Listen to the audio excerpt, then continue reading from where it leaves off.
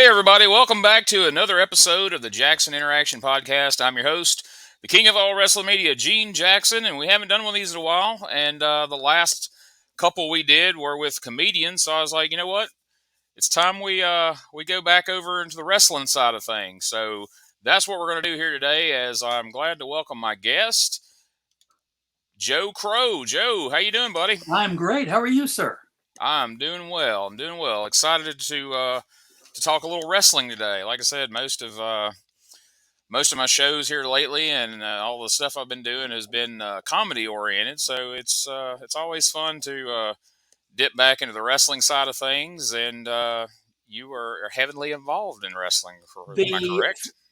yeah, the funny thing is that there's, as I think you've discovered with main event comedy, there's a lot of crossover with Oh yeah, wrestling and absolutely. comedy. In fact, the first time I ever got up on stage to do anything was stand up comedy, Oh, and okay. so I there was a back in the olden times the there was an open mic night at the comedy club in Birmingham, and then that evolved into a class for young comedians.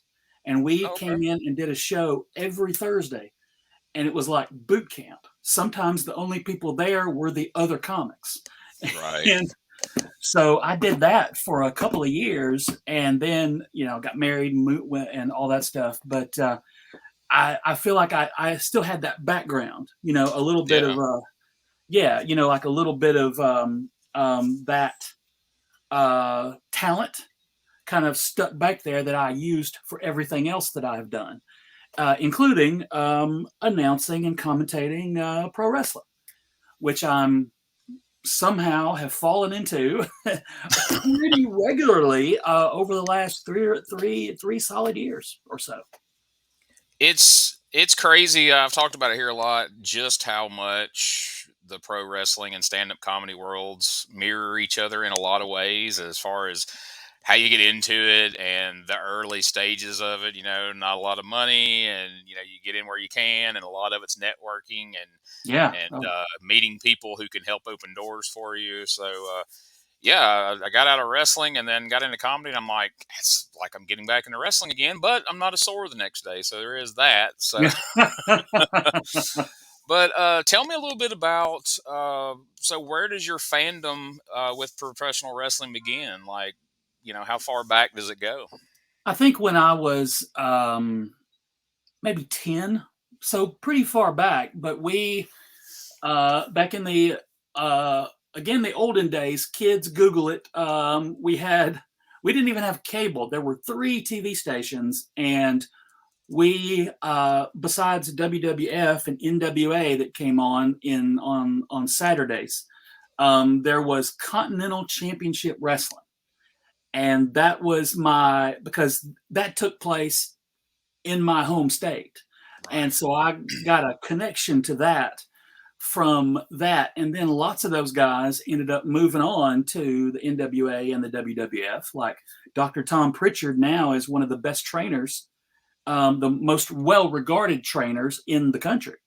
And people like those guys, and of course, the Bullet Bob Armstrongs, the Wildcat Wendell Coolies. I watched those guys just all the time. And the first time I got to go to see a live show was not really live. It was closed circuit. Again, Google it, I guess. I was WrestleMania 3. So All right. we watched that in a theater at Boutwell Auditorium, which is where live wrestling also took place. And so we got to watch WrestleMania 3 with a live crowd who reacted as if it was live.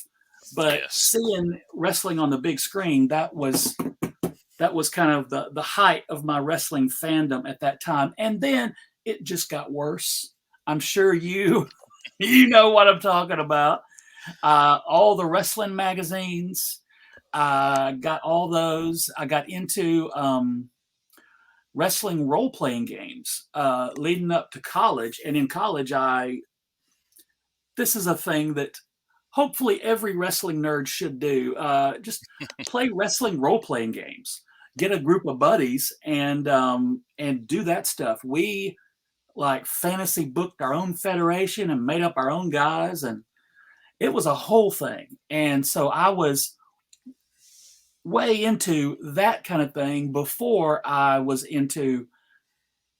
got luckily into the business of wrestling. So you're in my wheelhouse now because I grew up in Mississippi. I'm in Alabama now. I'm in Gadsden, as a matter of fact. Well, But I grew up in Mississippi. I watched wrestling all my life, but where I was, I was 9 years old in 1986 is when I really started. Like every time it's on, I'm watching it. Every time I go to the grocery store, I'm buying a magazine, yep. getting the action figures, got the LJNs, all that great stuff. Yeah. But Continental Wrestling, like I watched, just like you said, I watched WWF, I watched Jim Crockett Promotions, AWA on ESPN, World Class on ESPN, Memphis. I had access to Memphis Wrestling on Oh TV5. wow. But Continental was my favorite because my dad and my friend Brad's dad, they would kind of rotate out, taking us to Columbus, Mississippi, to the Oh Lavender Coliseum to see Continental Wrestling live. And all those guys you just mentioned, man, Bullet Bob, the Fullers, Dirty White Boy, Tom Pritchard, all those guys. Grew up getting to go see those guys. I'll never forget, first cage match I ever got to see was a nightmare cage match between the Nightmares against the Dirty White Boy and Jerry Stubbs. oh man.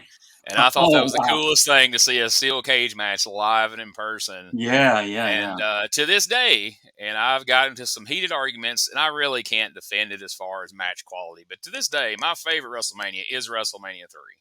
Yeah. Just for a variety of reasons. And I would have loved to have gone and seen it on closed circuit, because I can imagine people reacting to the screen just like they were there, because like I've watched WrestleManias and Hooters before where everybody was up screaming, just like you were you're in the stadium in Texas or wherever they were at. So those are cool experiences that stick with you.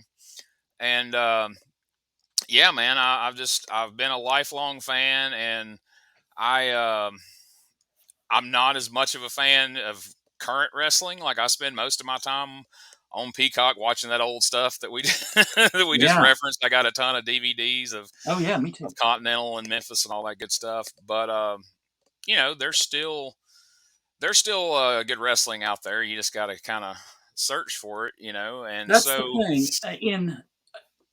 thing. Continue. I think I jumped on the end of your. No, you're good. Go ahead. In 2023, with YouTube, you can find anything.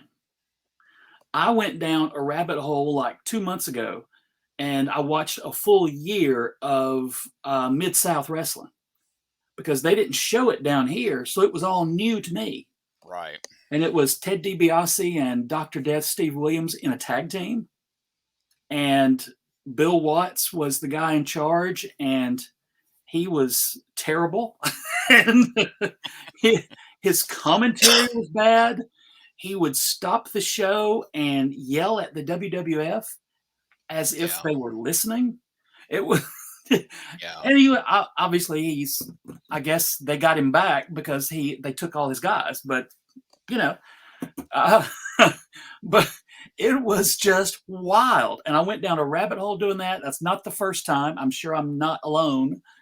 But Continental stuff is on, New Japan is on YouTube. And like you said, I've got tons of DVDs, and Peacock has all the old WWE, not all. No. They have a lot of the WWE stuff. And I like going back and watching World Class. And never got AWA. We didn't have the ESPN down in Clanton, Alabama.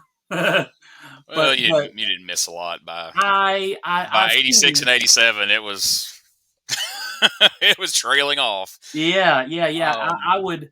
The only way I caught up with the AWA was in Pro Wrestling Illustrated. So when they would talk about the AWA, and then I would see those guys coming over to the NWA, I was like, well, finally, they've got a regular paycheck. I don't know, but wow. I feel like this show devolves a lot of times into me going like, "Oh, the good old days," and y'all kids don't know how good you have it. But for wrestling fans and wrestlers alike, like I don't think they really can appreciate how good they do have it because, like I mentioned, I grew up and I got to see more than my fair share of wrestling in my area. Like I said, Memphis, Continental, AWA, world class. But I'm buying those wrestling magazines just like you said, and I'm seeing Portland, and I'm seeing Mid South, and I'm seeing stuff from Puerto Rico in those magazines, and I would read about it and picture it in my head. And so then when I got a little older, I got into tape trading. Oh, me too. And so, if I wanted to see this famous angle from Portland that I heard about where Billy Jack Haynes turns heel or Yeah. Roddy Piper shows up, I'm trading VHS tapes and, you send each other lists and, agree to a trade and wait for them to So if I decide today, man, I want to see that angle, I might see it in 6 weeks. Yeah. If the person don't screw you, if you get it and the VHS quality is so terrible that you kind of can see it between the I've been grains and there. whatever. I mean, you've been there, man. You know what I'm talking about. 100%. But there was this feeling of accomplishment though when you got Yeah. that first or second generation copy and it was what you wanted, and you're like, and it rarely lived up to the hype in your head that for 20 years you pictured after reading Bill Apter's article. And you Yeah. finally see the footage and like, well, all right, that was okay. But man, like you said, like you can get on YouTube and maybe not everything, but you can see a large portion of every territory that ever existed for the most part. I mean, there's Yeah. some stuff that WWF loan or WWE owns that they get it picked off there if they can. But I mean, my gosh, there's hundreds of WWE house shows from Madison Square Garden and Boston Garden and all these places. I mean, if you're a wrestling fan, you literally could spend every day looking at wrestling on YouTube and you would never come near seeing it all in your No. lifetime, Oh my gosh. ever. So you folks have got it good. So Yeah. appreciate Yeah. guys like me and Joe used to have to work for that stuff, man. Yeah. It was not It was an just effort. You had to, and before the interwebs came along, you had to look to people who'd taken out ads in Pro Wrestling Illustrated to get the tape trading going on. But once the internet came along, then you could just search for, and then it would be 6 to 8 weeks to get your third generation bootleg of, in my case, I think, of course, I got a lot of Continental stuff. And once you find your one guy who has, then you just keep going back to him. And in fact, me and that guy are still buddies today. yeah. me and my guy. I But had like yeah, 2 or 3 guys that were my go-tos. I knew I could trust. And we'll see if you remember this, because it used to be when somebody new would suddenly pop up and say, "Hey, I've got actual footage of the last oh. Battle of Atlanta." Second generation quality, and somebody would always fall for it. Somebody would be like, "All right, I want one," and then of course that didn't exist, or so we No. thought, and then all of a sudden, a few years back, WWE Network's like, coming up next week, we're putting out the last Battle of Atlanta. And we're like, bull, I like, no, remember you're that. not fooling us. And there it was. My buddy David Bertram, like, can you believe this? Like, it existed this whole time. Like, there's been thousands of people that got ripped off over the years buying VHS tapes that didn't exist, trading for stuff they never got. And it was out there in their vault all that time. And again, did it live up to the hype? No.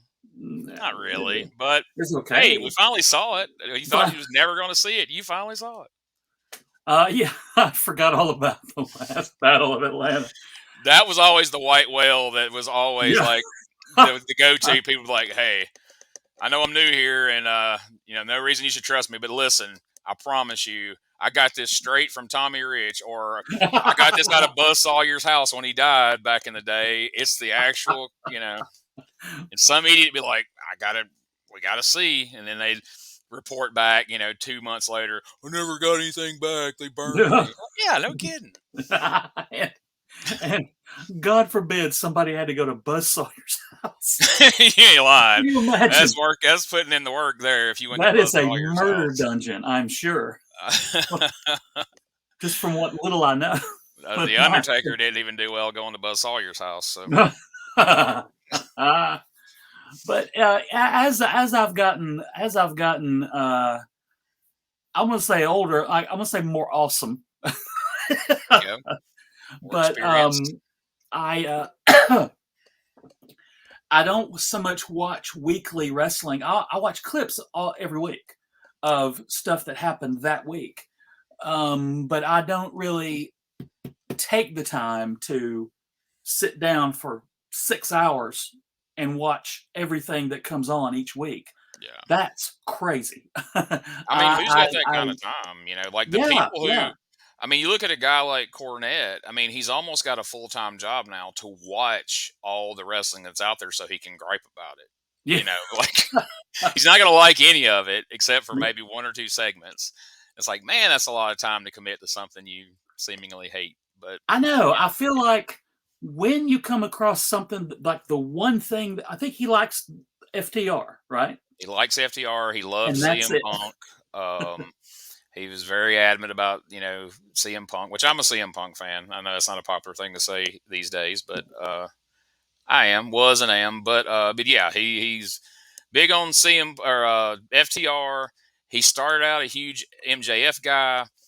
Then he did the dance routine with Jericho, and he And that stopped was it. liking him for a while. And now he's kind of circled back around to him a little bit, but he's getting kind of miffy about all these best friend segments with Adam Cole and all that. But yeah, That's some of the fun. I did not expect that to be funny or he makes it fun work.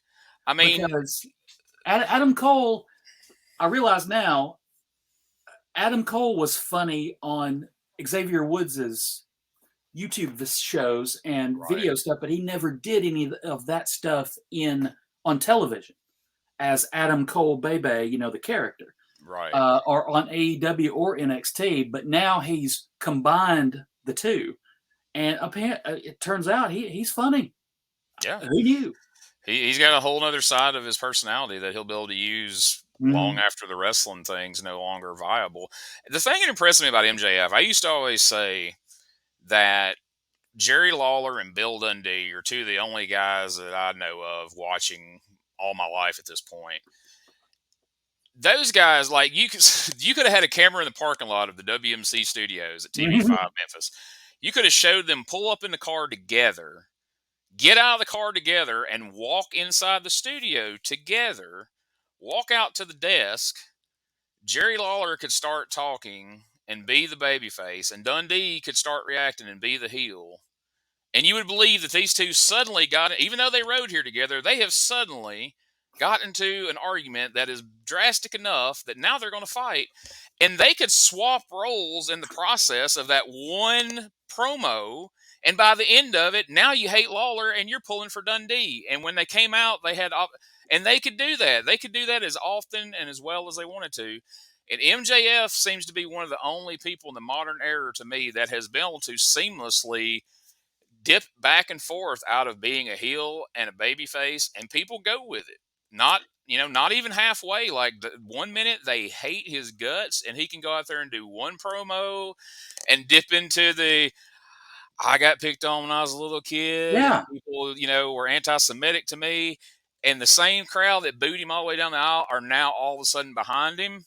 And then 2 weeks later, when he does what we know he's going to do, he's going to stab the guy in the back. They hate him again, and he can do it back and forth. Because at first I was like, all right, there's only so many times he can do this, and he's going to be the big show, and everybody's going to be like, yeah, we don't care, we yeah, know what he's going to do. But they're sticking with him, and and everybody's just waiting to see whether him or Cole is going to stab the other one in the back, and now they're leaning into that now, and they're making that fun. So now it's not predictable. You really don't know who's going to stab the other one in the back, and you certainly don't know when, because Lord knows everybody thought it was going to be all in, yeah. and it wasn't. So then you think, all right, well, it's going to have to be all out, and it wasn't. So Nope. who knows? But it's fun to watch in the meantime. Exactly. And the unpredictability, I think, of the current wrestling TV scene is uh it's more unpredictable than it has been in a long time. And just the options that you have, like we were talking about, it's even if I don't watch it all every week like Jim Cornette, I could. I don't wanna. No, I go on YouTube and I watch the handful of people that I'm in. I'll check out the Yeah. Bloodline stuff. I'll check out MJF. I'll check out, Mhm. if my buddies see something they think I would be interested. Hey, you should watch this, and I'll go watch that. Because, like you said, I don't have 6 to 9 hours a week to dedicate to watching Yeah. all of it. But like you said, the unpredictability sometimes is a good thing. Like, the Bloodline, I think everyone was unanimous in their love of it. It's the greatest thing that's been done in years and all this. And then when they did the bit where Jimmy screwed Jay Yeah. at SummerSlam, who was fighting in his honor, that was so unpredictable, out of left field, and nonsensical that I think I'm not saying they've completely lost everybody, but everybody that I know are all just kind of like, yeah, it's kind of jumped the shark now. And I think they can probably turn around and heat it right back up whenever they get ready to, because clearly they're separating them till closer to WrestleMania. They've Yeah. sent Jay to Raw and Jimmy's on SmackDown and all that stuff. The But the Bloodline is such a it's and we could talk all about the yeah, for like another 2 hours, I'm sure. But the Bloodline is such an interesting thing because it I thought it had jumped the shark like 3 times yeah, already, and it didn't. It made it looked like it was about to jump and then didn't. I thought the introduction of wacky Sami Zayn into the whole thing was gonna be the end of it. But no, it made it no, better. oh, Made it 100 times way better. better. And I thought when finally a good guy got one over on them, like when Sammy and Kevin won the titles, I thought, well, this is going to be the end of it. Nope, kept going, and Yep. that's bonkers. Um, as far as longevity, the only thing I think that has touched it is the NWO, and that petered out way quicker. That Yeah. jumped the shark way quicker than the Bloodline has.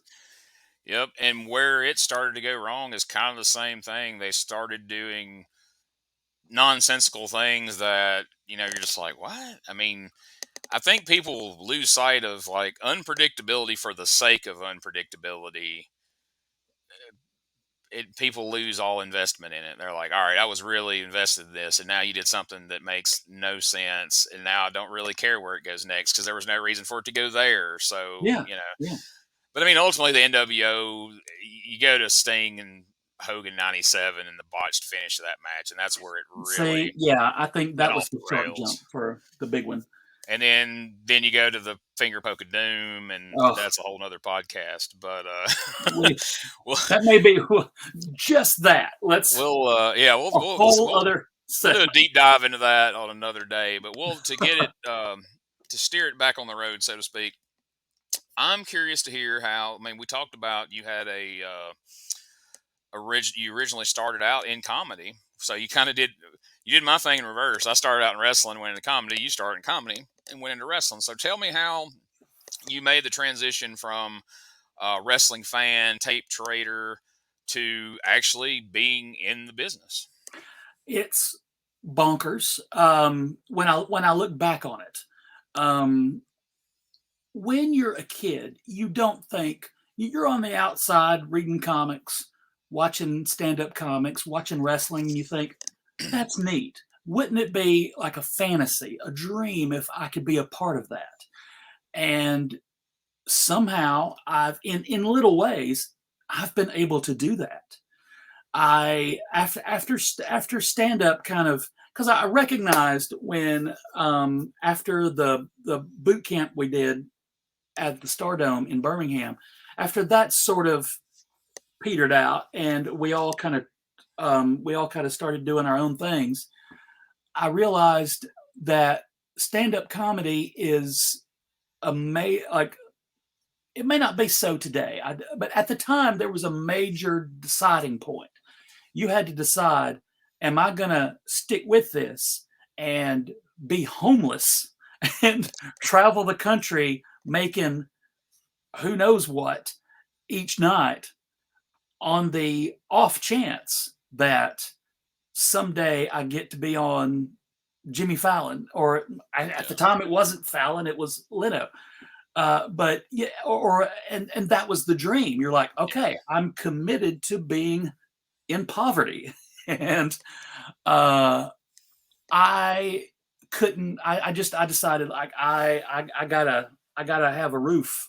I gotta have Yeah. a car, and I was just about to get married at the time, and my wife came to see me at the comedy club. You know, it was full support, but I just couldn't. I felt like that didn't need to be where I was at the time, and I ended up working at a publishing place and got into journalism and started working at websites, and that's where I was able to write comedy for comedy websites back in like 2000, and then all those, like every website in the year 2000, they all went, they all Right. went belly up.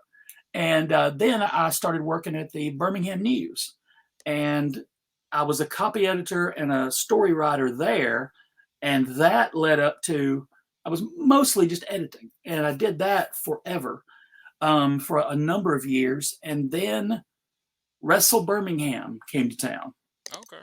and run by Linda Marks, who has just recently passed away. She had a regular, very continental-ish TV show on local TV in Birmingham, and she ran those kind of shows. And I did a story about her and about the what she was doing a show in Boutwell Auditorium that weekend. So for the weekend newspaper, I wrote a story and did an interview with her, and then went to the show and videotaped interviews with the workers there. And Hmm. she said, "I really need a ring announcer," and I said, "I bet I could do that." And that's where that's where it started. I had ring announced a couple of other times, but never just. I think the key is when somebody says, "Can you do something?" Always say yes, Yes. even if you can't. And you learn on the fly. And that is what happened with me at Wrestle Birmingham. And Miss Linda she walked me around and met everybody. And she said, "That guy's cool. Don't trust that guy."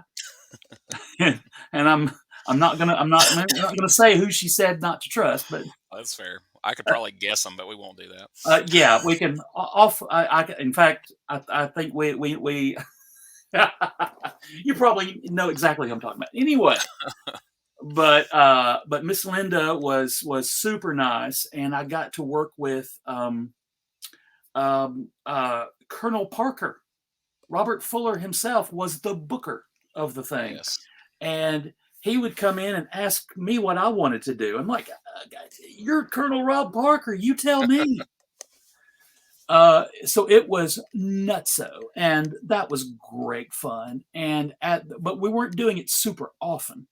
And Right. at the time, I also got into. I'm also, as shouldn't be a hard leap to figure out. I'm also kind of a big nerd about Star Wars and comics and that kind of thing, and Marvel and DC. And I ended up getting onto the sci-fi convention circuit, like hosting panels and Q&As. And so that is where the stand-up comedy came in. Yeah. So it was basically like doing comedy and improv all the time, for an hour, just with nerdy stuff. And so from there, I still do that every year at Dragon Con in Atlanta. I'm one of the directors at Dragon Con, so I get to meet um, and host things with celebrities every year. And Cool. there, I've hosted Q&As with DDP and Jake the Snake Roberts and Ricky Steamboat and Kane. So I've met all these people and gotten to do my announcing thing with them, which Right. is crazy. And then I ended up meeting some other local people when I was doing a part-time thing, because you're probably aware of this. Freelance anything is the literal worst about Yeah. having money, getting anyway. I worked over a Christmas with the post office. They have like a program where they bring in civilians to help them with the Christmas mail. Right. And what they didn't tell you is that it's from 10 p.m. till dawn. Oh. So that was an interesting Christmas. And one of the guys who was doing it with me was a wrestler. And he said he was starting up a promotion and he needed a ring announcer. And I said, I can do that. And that's where it started. We went over to his show was in Munford, Alabama, deepest, darkest Munford, and that's where I met most of the guys that I'm working with today. Okay. I know a lot of those guys. I'm I think not. you do, I'm yeah. not real familiar with what's going on nowadays with Spartan. Like I said, I've kind of stepped out of the local wrestling scene in recent years. But like I say, I kind of keep up with as much as I can, and then have guys on here and interview them and talk to them. Like I had Stefan Dunn on here Oh gosh, I love recently, him. and he's a great young man. I enjoyed talking to him, and I like trying to keep track of what he's got going on, and kind of watching the progression of his wrestling career. So that type of thing's fun to do, and It is. especially young guys like that really want it, and want to succeed. So you want to see them succeed, and but that's cool that you got your start with WrestleBirmingham. Like I followed it as best I could, and went to a few shows. Sold some. I had a gimmick table at a couple of them. Made some pretty good money. Is when they were drawing some pretty big houses. Like I Oh know I yeah, went to one where they brought in Jake the Snake and had a really big house, and I made some. I went home with like $800 in my pocket that night, and I was yeah. like, man, Awesome. this is all right. But That is cool.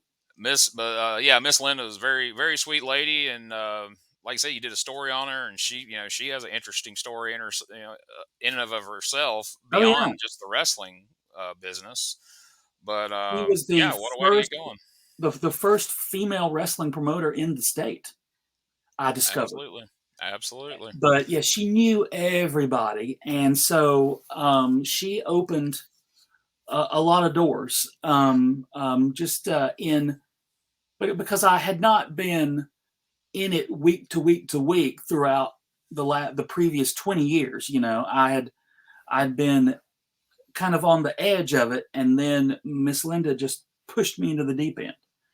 Uh, And what was cool but is people respected her. Like it wasn't like back in the old days where like a lot of the wrestlers were like, oh, this is a female promoter, we can push her. She'll be a pushover. We can do what we want. People respected her, and she ran a good show. She was fair to people, and oh she yeah, paid them well. And so, you know, it's I guess to preface what you said, like she was the first female wrestling promoter, but probably the most successful and yeah. most well respected that I know of, probably in the entire Southeast, beyond just the state of Alabama. So Before, I mean, now YouTube, it's easy to put your weekly show up. Well, it's not easy, God forbid. Um, the golden calf that everybody, or the white whale, like you said earlier, that everybody sought out was to get on local television, not on the internet, but on get a paid spot on your local channel and get local advertising and all that stuff. And every federation tries to do it or did try to do it, and she's yeah, the only one that did it. And it ran for I think 2 or 3 solid years. And she, because like you said, she knew everybody.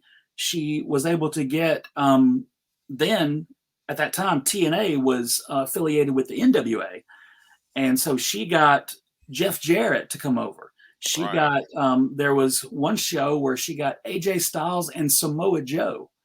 So they're in the Zamora Temple in Irondale.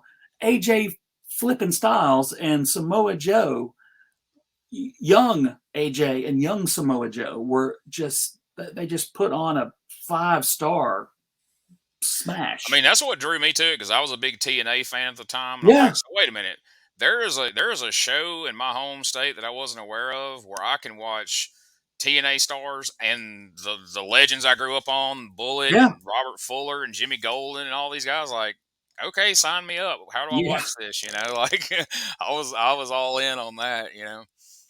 The we did a show at the Bessemer Civic Center, and the first time I met the legendary Tracy Smothers, I only worked like one show, maybe two shows with him.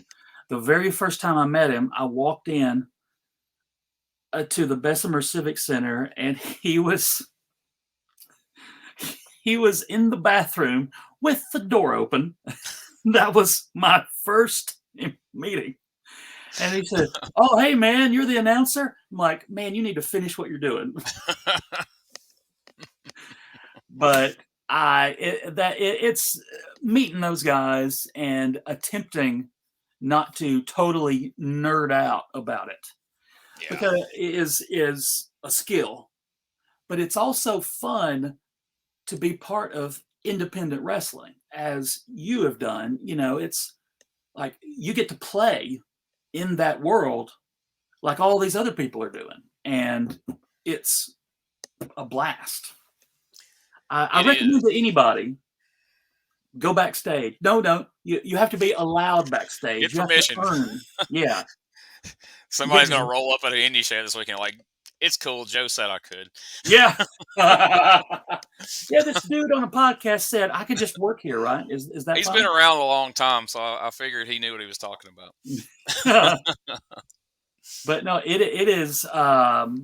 If you're a kid who thinks I want to try this, try it. Find somebody, find a trainer. They're everywhere. Some of them are. I mean, you'll find out. Some of them are good. Some of them are not. But like for example, Stefan Dunn was in that boat, and he trained at Spartan. In fact, he trained with Josh O'Hagan, and is one of the Stefan is one of the most dynamic wrestlers that I have seen, and seeing him, like he O'Hagan put him in matches not long after he started, and he picked it up immediately and had the gear, had the catchphrases, all the little pieces that you need so fast. Yeah.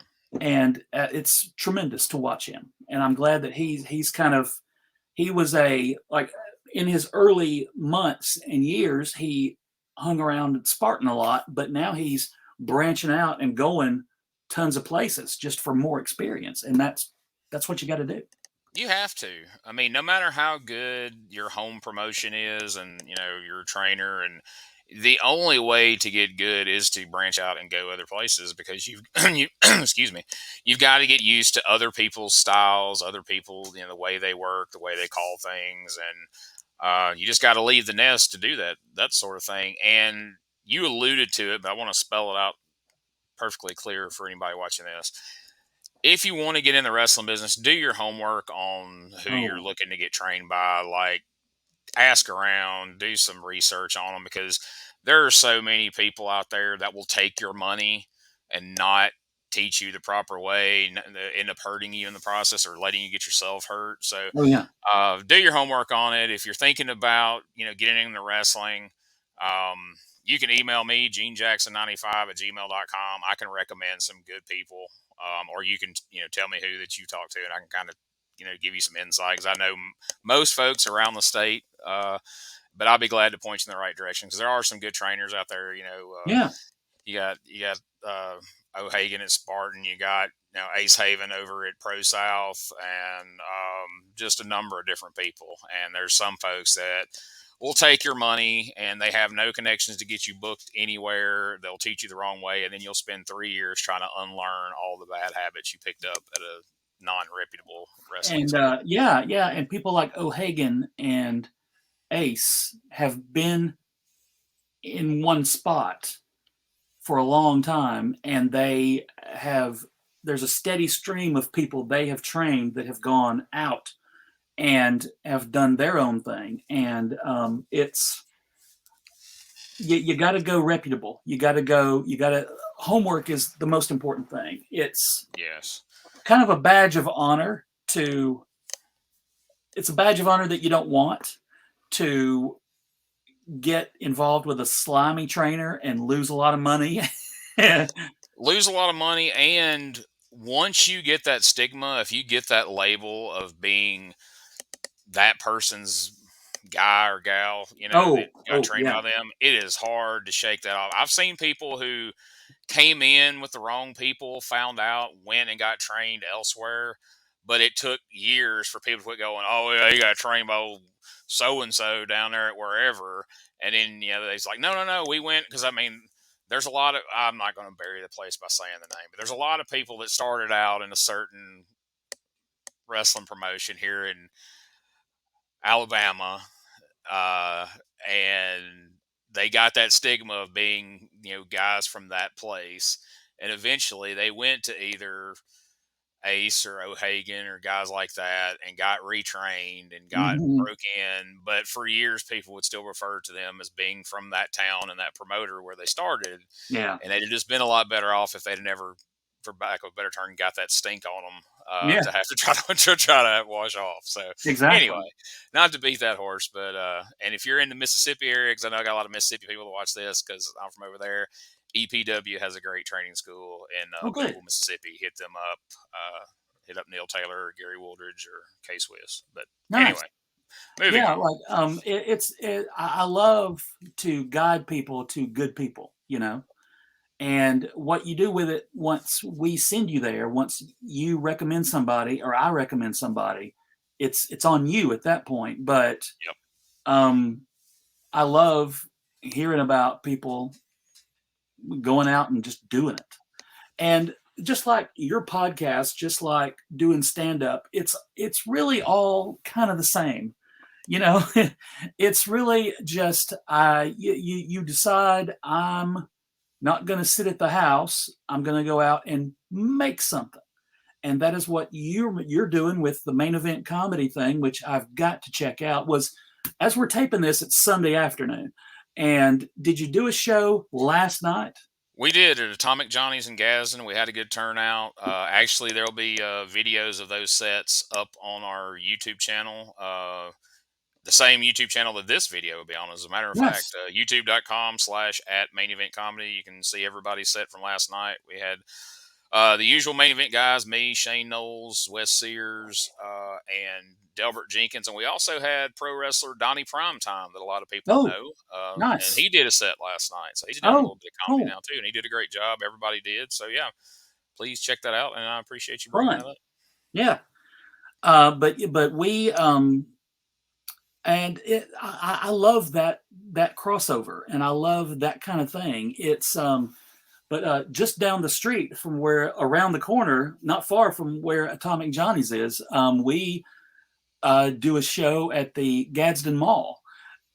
It's in the old movie theater. If you're a Gadsden, if you've been near Gadsden, there used to be one of those old two screen movie theaters, Right. and we, I say we, I didn't lift a finger, but the guys put in a wrestling ring into one theater, and then the training room with another ring in the other theater. So you train in the one place, and then the show ring where we do the shows is just you go out the back door, and we've got the whole TV setup in the showroom, and it is. I am spoiled. I am spoiled rotten from getting to work at this place. Yeah. And I'm sure you also, you know what I'm talking about. It's compared to different federation shows where, one thing, you have to set up the ring yourself every week. It's nice to not have to do that. Yeah, I mean, a lot of Yep, and places that's you're part in of an the old job. tin building and your dressing room is just on the other side of a tarp that they hung up to separate you from the fans. I've been to Um, that place, yeah, we've but all been there. yeah, but that's part of it. But being it is definitely part of it. And don't, future wrestlers, don't shy away from going to those places because No, that's that's where you learn, for better or worse, yeah, what to do and yeah. what not to do. That's what you learn, and you can't appreciate venues like what Joe's describing if you haven't been in some of those other places. I mean, some people get spoiled and they come in the door to that. Hmm. Guys like say Stefan who started there, and Yeah, then they start going after these other shows, and they're like, oh wow, I didn't know how good I had it. Like that's not the reality of most independent wrestling. Like this stuff out here is like okay, and then that makes them appreciate what they got even more. So like you say, it's good to get out there and experience that, and then you can really appreciate what you do have at a place like Spartan. From back when I heard that that was getting started and moving into the theater, I thought, wow, that's a heck of a deal to be in the mall where people are going to be. You know, they're already there. All you got to do is just, hey, come over here, check out this wrestling, and then to have the school set up in there as well in the other theater. I mean, that's a heck of a setup. That's really cool. And I have seen some of the footage, you know, from the show. It is a really cool setup where they, you know, where they have the matches and everything. And yeah. how long have you been associated with Spartan? I think day one really. Okay. The When we moved over to Gadsden, we started doing two shows a night every Friday, and we I think we tested the limits of the Gadsden fandom, Yeah. and eventually, like that second show would kind of we ended up going down to one, but it was crazy, and I had worked with all those guys over in Munford at Victory Championship Wrestling, and most of those guys we kind of all came together again at Spartan and went from there. And it's uh, yeah, I was kind of there since day one. And like when we were in Munford, there were other wrestling announcers, and they helped me along. And then they ended up going and doing other things, and I was still there, and I ended up being like the main announcer guy. And Right. then I started at Spartan, and now I've been very lucky that other guys have come up since me, and so we've gotten other people trained to announce, other people trained to commentate when we um and sometimes at Spartan, before really at every federation, sometimes you do three things in one night. Oh. I have ring announced and then gone and sat at the desk and commentated and then rang the bell myself. And I mean, it's great. Right. It's just getting to do everything is a blast, but also pulling other people in and training them is also great because then you're building a bench. You're building a deep dugout full of people who can run the thing and do their own thing, and it's just a team effort is what I hope it is. I mean, that's been my so you know in real life. You know, I've worked in management for the last 15 years, so that's always been what I've went by, be it in my real world experience working as a manager or promoting wrestling and comedy and all these different things is everybody needs to be cross trained as much as possible. We need to have as many people as comfortable doing as many jobs as we can because inevitably the day is going to come when somebody can't be here. They're going to be sick. They're on vacation. Something's going to happen. There's going to be a freaking, beginning of a pandemic and, we can't Yeah, have whatever, you know. So that's always good to have as many versatile players on the team, like you say, that can step into, as many different roles as possible. So what I'm hearing here is, like most people, when they hear, "Hey, there's a training school somewhere as it pertains to wrestling," they picture just, "Hey, you can go there and learn to wrestle, and you get in the ring and get thrown around." But so what I'm hearing, is if somebody's watching this podcast and they want to be involved in wrestling, and they're like, "Hey, I'm not that athletic. I have no aspirations to physically get in the ring and wrestle." but I would like to be a manager, or I would like to be a commentator. I would like to be a ring announcer. I'd like to run a camera.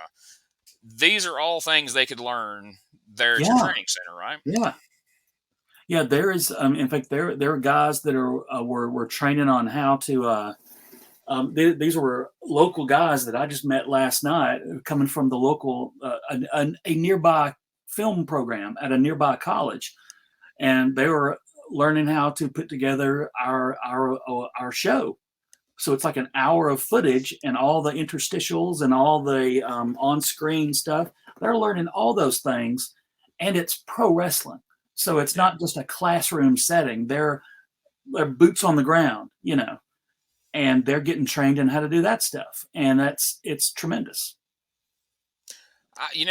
I've known some people who were, like taking production classes and learning, film and things like that. And a lot of them go and volunteer to go be involved in recording wrestling shows because there's so much to cover.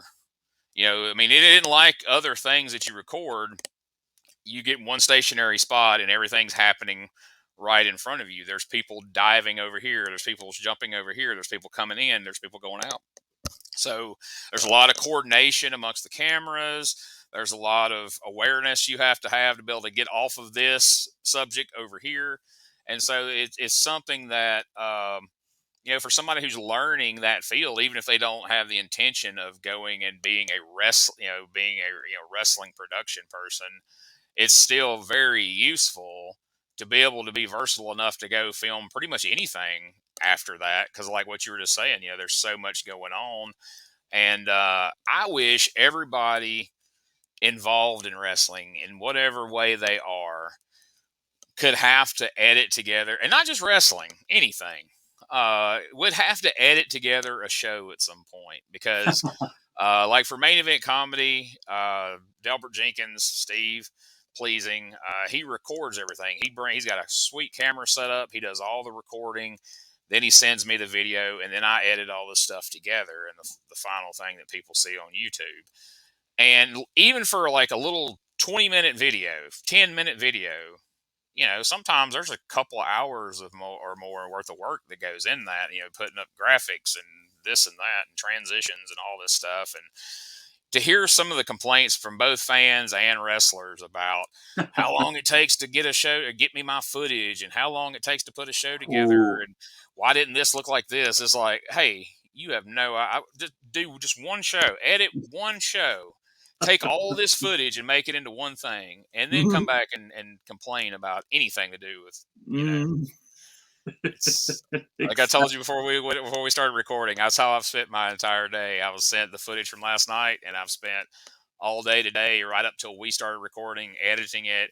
As soon as we finish up, I'm going to go back to editing it and finishing that up, and then I'm going to edit this together so we can have this out probably by Tuesday of this week, which I'll spread it around and tag you in. But I enjoy doing it, and I've gotten, if you, not to toot my own horn, but if you go back and look at stuff from 2 years ago to the stuff I'm doing now, it's all self-taught. I just That's the thing. bought the Exactly. program and tinkered with it and played with it until I started figuring out. And it's come a long way. But like I say, it's all self-taught. It's all trial and error. It's all, hey, how does this look? That looks like crap. All right, Yeah. I'll try something else. 100%. I was a mass comm guy in college, and the best way to learn stuff is not in a classroom. You got to go out and do it yourself, Yep. and sink or swim, trial and error, like you said. And that is how I like I that's how I started doing wrestling stuff. I obviously you've seen it enough on television, but you don't know how to announce just walking in. But I figured it out, and I feel like I'm pretty And good. there's so You know? much more to it. And that's another thing too that people understand. There's so much more to it than what it just looks like on the surface. Well, you just walk Right. out there and say people's name, or Yeah. if it's commentary, well, you just call what you see in front of you. No, Ooh. there's a lot more to it, especially the commentary side of it. There's so much more going on there that people don't realize that No, no, no, it's no. it's crazy. And a lot of times, depending on what show you're on, I've been on shows where they just send us out there to do commentary, and we don't even have a card. Like, Oh, we're just calling literally having to try to call what we see, and we don't have any inkling of what the stories are. We're just kind of mm-mm. figuring it out with the audience, and then later afterwards, like, well, you didn't put over that blah blah blah blah blah. I did this 2 weeks ago. I didn't know I was supposed to. Like I didn't. I mean, you didn't give me any. I mean, literally, I'm not going to bury the promotion by saying their name, but I'll say who did it with me, and it'll tell a lot of folks what I'm talking about. Me and Smooth Pleasing, Oh, we're doing okay. commentary for a show, and they didn't give us any kind of run sheet or, like I say, even a card. So it was strictly up to us to be able to understand the announcer, to even know the names of the guys in the ring, because it was two people who had never been there before. Mm. And so the first guy, we understood the name, like, and his opponent is, and I Oh, no. put on the headset. I'm like, Matt, what did he say? He's like, I don't know, man. So we called a 9-minute match by just being like, and he did this, and he did, like, it was the Vince McMahon pronouns that he would have hated, but we could not. We had no earthly idea what. And I was like, I hope he doesn't win, because like, well, I kind of hope he wins because maybe we'll understand the name this time. But if he does, I don't. And sure enough, and you're winner of the match. Ha ha ha ha. You have to. Well, he won. Well, you knew he would. All right. And I was like, y'all have got to give us something next time. Like, that was embarrassing. Like. That's so great. Makes for good comedy, but in the moment, it wasn't too great at the time. No, But, no. It's and the best part of it is doing commentary is improv. Oh, yeah. For everyone who does improv classes, it's like improv for an hour. I've always told people, if you feel like you have trouble speaking in public or speaking in front of an audience, do it in front of 100 pro wrestling fans, and that'll fix it, whatever you are worried about. Because if you can get pro wrestling fans on your side, everything else is easy.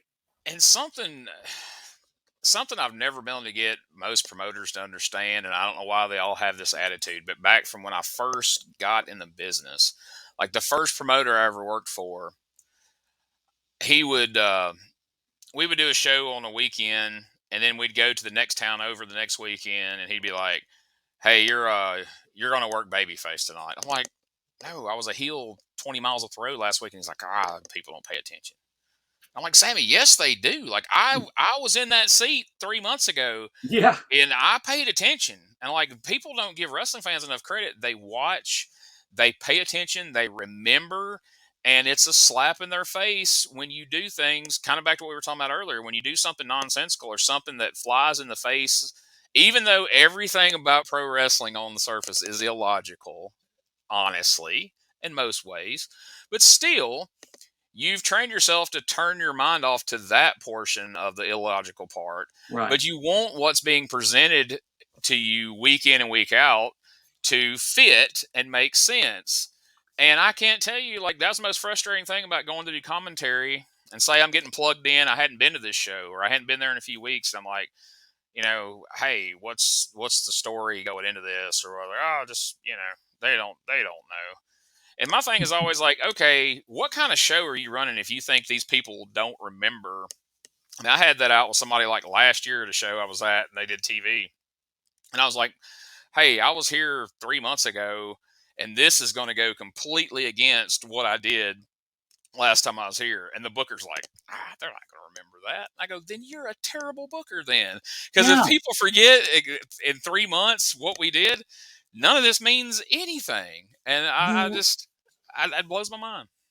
It would be if you're watching. It's the same, and like if you were watching a regular weekly television show, and which is what wrestling is when it's a regular weekly thing.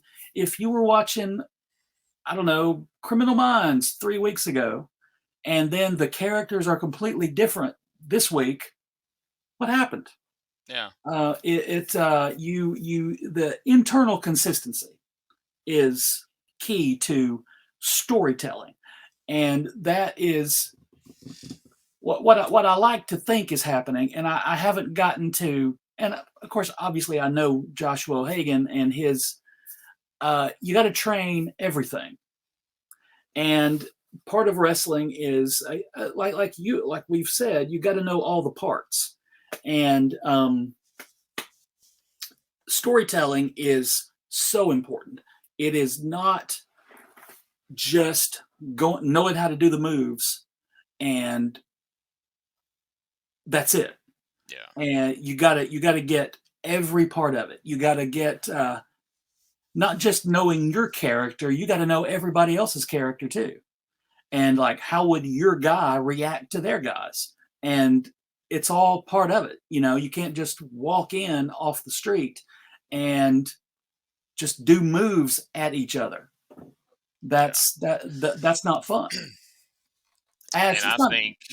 I think that AEW is kind of proof that you need to have more than moves, because they rely heavily on just great matches and dream matches of, people that never have wrestled before, and there's not always a lot of story there. I mean, you look at not to take this down a rabbit hole, but you look at All In. They drew, whether you want to believe 72,000 or 84,000 or whatever, but a Either way. ton of people, um, based on the fact, hey, AEW is coming here.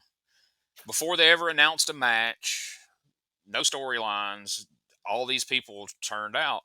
But really, at the end of the day, when you got there, the only storyline, there was maybe 3 matches on the entire card that had a story. I mean, Joe and Punk had the storyline from ROH 20 years ago. They kind of slapped together something with Sting and Darby Allin going against Swerve and Christian, although technically it wasn't Christian until just a few days before. Yeah. And then you had the MJF Adam Cole storyline.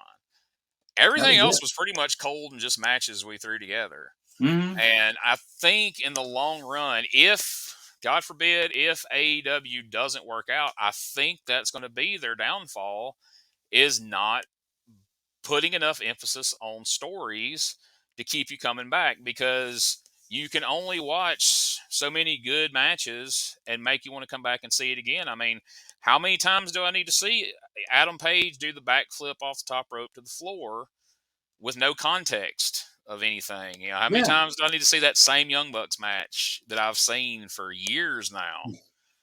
I Yeah. mean, I'm not one of the haters of those guys, but it's just No. like, but there's rarely any storyline context into to any of that, and it falls right along to what you're saying. You can have all the moves in the world, you can have the most acrobatic wrestlers, but people aren't going to feel the need to tune in week to week if there's not a story bringing them in.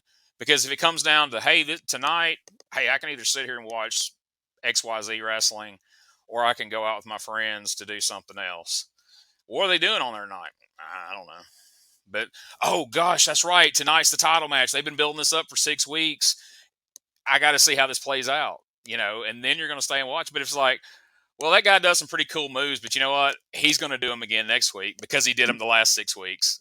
We'll Hmm. skip tonight. Come on, let's go, guys. That type of thing is real, you know? Yeah, it's 100% real. And just for example, last night we had. It might seem like it was a blow off match for a feud, but it's just the next chapter. And we had our babyface was Zeus Thundar, who trained at Spartan, and then Christian Valor is just jacked with a Spartan helmet on, and they did a no DQ match, but they had been building it week by week by week with little things where they almost got a hold of each other for the last really the entire summer. And last night was a big no holds barred crazy brawl thing, and that's not the end of it. It's just another chapter. Right. And I love calling those matches. I love watching them too, Yeah. and that's how you got to do it. You don't have to do it with every single match on the card. Some parts of the card need to be a big dude comes in and murders a guy. Yeah, because That's how that's it, the story. yeah. That's It's building to another story later when that big dude runs into the dude that he can't kill. He can't run over. exactly, Now we've got a match. Now we've got something that we can sink our teeth into. exactly. And then from your seat, it's so much, the commentary is so much better when it is a match you enjoy. It's a match that you're invested in. So if you're invested in it and you know the behind the curtain goings on, but yet you're still invested, well, of course, if you are, then these other people watching at home or from the audience, they're definitely going to be, because we've managed to hook the guy who he's in on it. He knows, but he's still invested in the story. Well, it that comes through. I mean, you over the years, you think of the best commentators you can think of. They called it with enthusiasm. They were invested. And back to what I was saying, not to just make this about dunking on AEW, No, but like you listen to Jim Ross, who's considered by many to be one of, if not the best commentators in wrestling history. He sounds so lethargic and annoyed and uninterested most of the time these days. And it's because you can hear it in his voice, like, how many times can I call this move? What are we doing? And it's getting to the point now where he's like pointing it out on commentary. Like yeah, he's saying things on commentary that's just like, oh, that was stiff. Like, because I mean, he said something on the show the other day. He's like, why would they do that? That don't even make sense. I'm like, you're on the air, right? Like, but I love it though. yeah, Like, uh, it's, but to me, it's like, okay, if you cannot get the greatest wrestling commentator of our generation interested in your product, that you're paying him a lot of money to be there for every week, if he's not excited, if that paycheck ain't enough to make him excited to call it, do you think the people at home are excited to watch it? And do you think putting, Excalibur out there describing the moves makes it any more exciting? Like, Jim Ross is a storyteller. That's why he's so good, because you go back to all those wild storylines of the Attitude Era, he could make those make sense. Some of those outlandish stories that Vince Russo came up with, that on paper, if just a random person, it's like they go to work the next day and they're trying to tell their friend about it. Like, all right, like Kane's Undertaker's brother and he burned down the blah, blah, and you're like, this is ridiculous. what? I wouldn't watch this, but somehow Jim Ross made this sound feasible and made you want to watch it and made you want to see how it played out. And I think announcers are extremely, extremely underappreciated in wrestling. I think they play a huge role in making for the success or failure of a show, and for all the reasons we just described right there. But like you said, it's pieces of a puzzle. And Yeah, if you take one of them out, if you take the story aspect out, it doesn't work. If you take the announcer aspect out, it doesn't work. If you take out, you know, being able to actually have that good match in the ring, it doesn't work. You gotta have it all. and that's part of the fun. It's we wouldn't be here talking on a podcast if we didn't love it already. And even obviously there are things that both you and I and but I don't like to like you were saying I don't like I don't I try not to go down the rabbit holes that I used to go down of being yelling at the clouds, about something. I'm just gonna try to enjoy. I mean, I'm watching it for a reason, I want there to be cool stuff happening, and if it doesn't now, I can just go to another YouTube video or Bingo. one of the bajillion streaming channels I've got. So it's even though the funny thing is the people that hate it the most also watch it the most and spend the most money on it. So now who's the winner and who's the loser Yeah, there? like there's so much hate watching that goes on, not only of wrestling, but just everything. Oh, When you yeah, talk of about course. sci-fi and all that, like Yeah, everybody wants to be a critic. Everybody, it's like there's so many people that watch things seemingly just to critique it, just to shred it, just to talk bad about it. And it's like, buddy, life's too short. Like, if you don't like it, like you just said, if you don't like it, there's way too much stuff out there to spend your time on than to watch things just to turn around and trash it online. Yeah. Like, just find something you do like, you know? And that's why I'm the way I am now. Like, I'll go online, I'll go on YouTube, I'll pick out the videos I want to watch of clips of people I want to watch, and I skip over the other stuff. I don't get online and rant and go, oh my gosh, that match was terrible, or I don't like this guy. That's the stuff too I don't understand. Oh, I don't like this guy. He's awful. All right, don't watch him. Watch Yeah. one of the 75 other people on the roster. There's plenty more where There's that came from. there's going to be somebody that you like in Yeah. theory on that show. Yeah. Well, man, this has flown by. We're already an hour and 10 minutes in. I can't believe, but it's been a good time, and we'll have you back again. But before we go, tell everybody how they can find Spartan Wrestling and follow them and you and everything like that. Yeah, yeah. What you do is on SpartanProWrestling.com is our main website with all our tickets. You can buy tickets beforehand or sometimes at the door. And if you are in the Gadsden, Alabama, the Tri-County area, really, it's only an hour from Birmingham. And so it's worth the drive, in my personal opinion.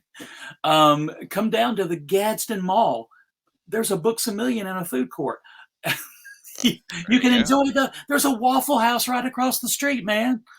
There's but we every 2 weeks it's live pro wrestling, and we do a G to PG, family friendly, all ages show. So we're always getting, and this is great, we're always getting little kids coming to shows, grandmas coming to shows, people who've never been to pro wrestling before, and that just increases the fan base, and we also have the hardcore dudes who yell back one fall when I say one fall, which is the best, you Yeah, know.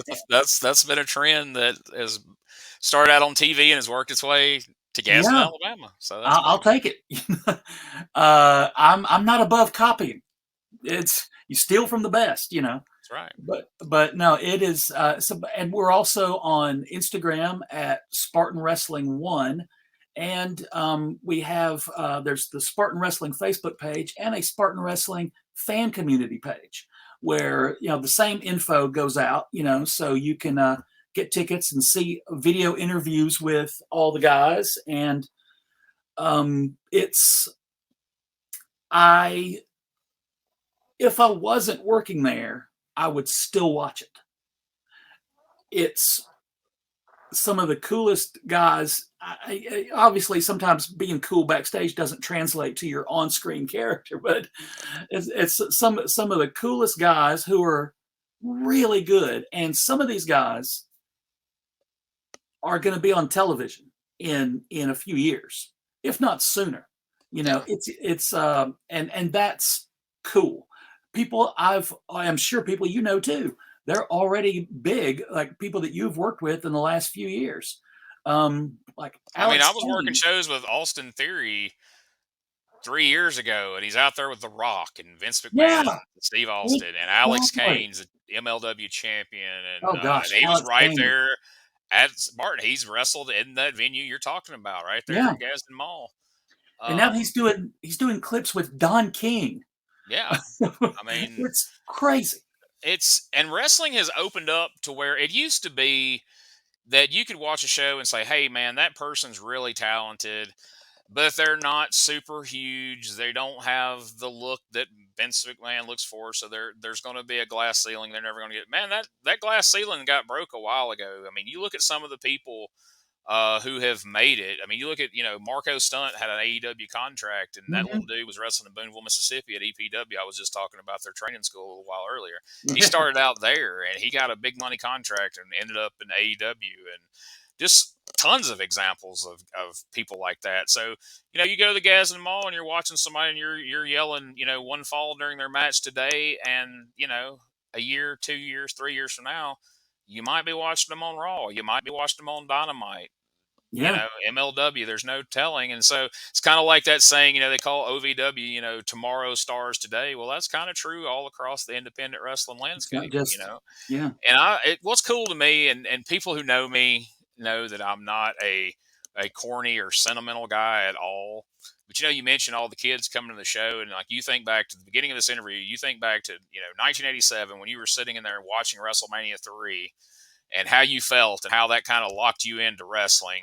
And then you think that, okay, so there's a kid sitting there on any random night that you're doing a show, that's their first experience with professional wrestling is at the Gadsden Mall with Spartan Wrestling. And that's going to be something that they may be talking about on a podcast 20 years from now. yeah, Like, where does your fandom of wrestling, as they're talking about their career or whatever, and like, where does your fandom? I remember my dad took me to Spartan Wrestling at the mall in Gadsden. And, when so-and-so came out, I was hooked. And that's cool exactly. to think about, man. It's cool to think that you're a part of creating what you loved as a kid. You're creating that for another kid today. It's the 100%. big circle of life, so to speak. Like I Yeah, say, I'm normally not that guy, but it's fun to think about, and it yeah, puts a different perspective on you, and it gives it another level of importance. Because I mean, like, at times I've had to take a step back and go, like, why am I so worked up about this? This is just silly professional wrestling. Like, it shouldn't matter this much, and it shouldn't, to the point that it's not fun. But at the same time, like, it means a lot to a lot of people, so yeah, it deserves to have your best foot forward, and your the best product you can put out there. So exactly, man. Getting the fans in, interacting with them, feeling the energy. I say this, I think probably maybe too often. Every time I'm on commentary, really every time I announce too, watching TV on wrestling is fun.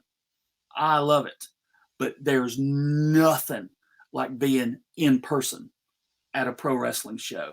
Whether there's 20 people or whether there's 72 or 84, whichever one you believe, uh, exactly. whichever, or 84,000, just that energy, that where all of y'all are collectively directing your energy at this one thing that is happening. There's nothing like it. And that interaction, when that person at ringside can yell whatever they yell, positive, negative, whatever, and that person in the ring turns around and acknowledges that they heard it, they Yeah. may give you a hey, sit down, or like, hey, Mhm. thanks, or whatever.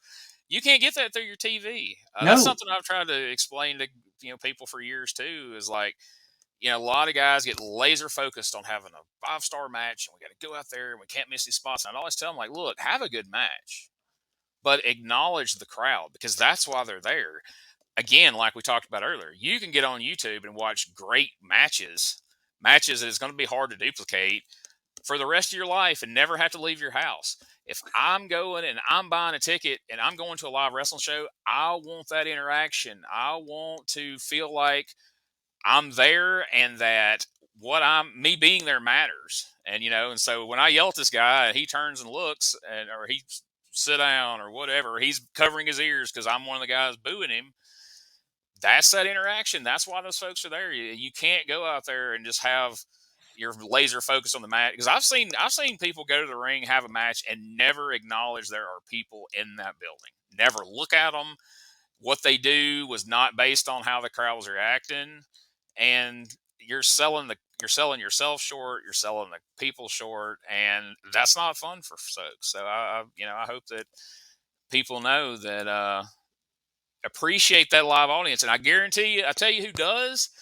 Those poor WWE superstars who had to wrestle in the Thunderdome, or God forbid, before they even had the TV screens, when they were having WrestleMania in an empty building. I promise you, Yeah. none of them have taken a crowd for granted since, Not because anymore. No. holy, I can't imagine what that was like. I mean, I've wrestled, don't get me wrong, I've wrestled in some arenas where there was nearly nobody there. It happens. But I mean, like, doing it at that level, we've got to go have a pay per view level match and no one's going to be here. Oh, Can't imagine. nightmare. But man, Joe, it's been great talking to you, man. I've Yeah. really enjoyed the conversation. I hope to have you back sometime. And y'all keep doing what you're doing out there at Spartan Wrestling, man. Sounds like y'all Yes, got it sir. How often going. do you do the main event comedy? We do a show once a month at Happy Hour Comedy Club in Yeah. Anniston, Okay. and then we're just getting other shows. We just started this up a few months ago, so we're kind of last night was kind of the building blocks of getting shows in other venues and different places. So it's Nice. growing. So we hope to keep finding new places to do this and. Exactly. Gadsden Mall, who knows? Maybe we come do a comedy show on a non-wrestling night sometime there. Or Might maybe be we something do we can both at work the out same time. or Maybe do we do both. both Who at the knows? same time. You never know. Because, like I Yeah. say, everybody on our roster except for Wes, who's a huge comedy fan.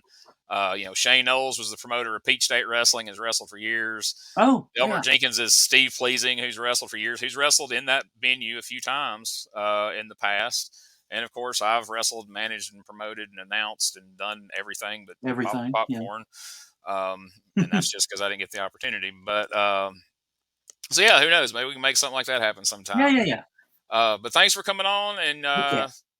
take care, and we'll talk to you soon. Yes, sir. Good stuff.